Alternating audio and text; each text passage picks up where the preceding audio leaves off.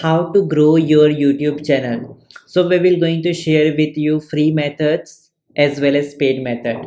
But now let's talk first about the free method, which we generally say as a organic method. Okay. So in this organic method, what you need to do is that you have to create one long video, more than 3-minute video, okay, per day. Okay, so per day you have to create one video, long video, which should be long video, more than 3 minutes video. Okay, so you have to be consistent, you have to upload it every day. Okay, because you are starting a completely new YouTube channel. Okay, also you can use shorts. So basically shorts are less than 1 minute video, which you can also create. So right now YouTube is promoting lots of short videos. It is like a TikTok video, or you might have heard about in Instagram we have reels.